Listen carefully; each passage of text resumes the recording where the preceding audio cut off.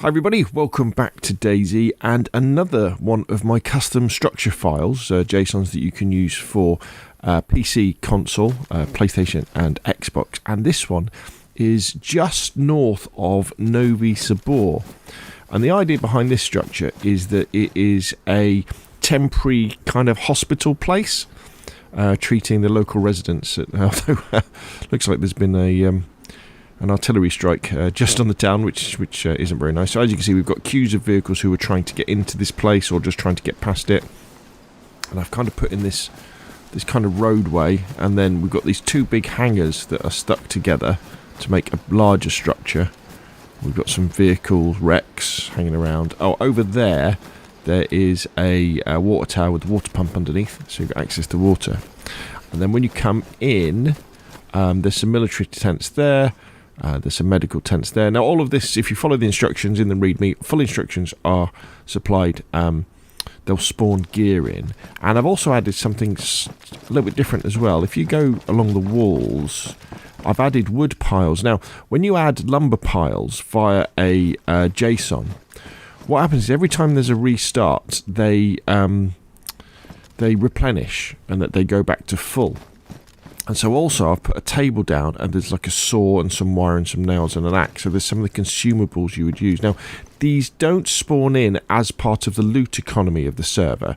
They just spawn in with restarts. So I thought that might be interesting to use, so that if somebody wants to make a base around here, then they can. Now, there is a catch, however. In fact, let's go to FreeCam so I can kind of show you.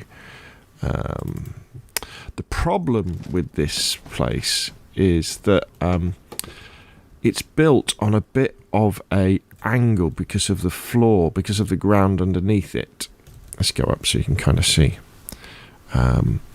So in order to make the two hangar sections line up, it's actually on quite an angle. And what this means is that when you build stuff, when you build a wall, say you want to block in this entrance here, the walls go straight up vertically.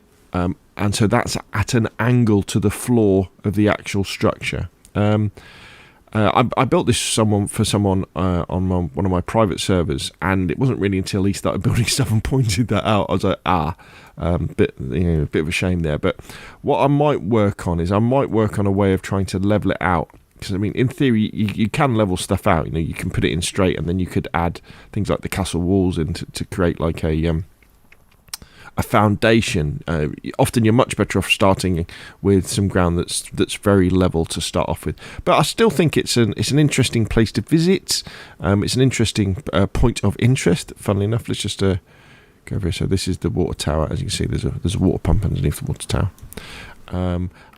Yeah, you may well want to add it to your server. So how do you add it to your server? You're saying to me, Rob, aren't you? You're saying, how do I add this to my server? Well, all you need to do is go to my GitHub repository, the link of which is down in the video description below this video, and go to the repository, and you want to click on the little code button, and you want to download the zip. Now, what you'll get is there's some screenshots here. There's that's where the actual temporary hospital is, north of Novy Sobor.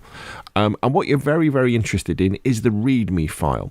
And the README file gives you all of the instructions, and it tells you how to install the Novy Sobor Temp Hospital JSON, it's easy for me to say, which is the structure and things like those wood piles and those tools. But also within the README, there is the XML snippet that you add into your map group pos that will make loot spawn in at those areas.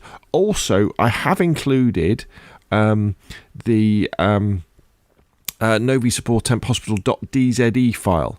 So what that is if you've got DayZ Editor on your PC or laptop, you can load that file into DayZ Editor and change this for yourself.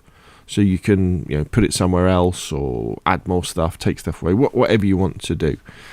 So there we go. All you've got to do then, just go to my GitHub repository, follow the README, upload the files to your Nitrado server or your other DayZ server, insert the XML snippet, restart the server, and you'll be good to go. So yeah, hopefully you'll find it an interesting place, and give me your feedback in the comments down below. Right, that's enough from me. I'll see you again soon, and yeah, thank you very much.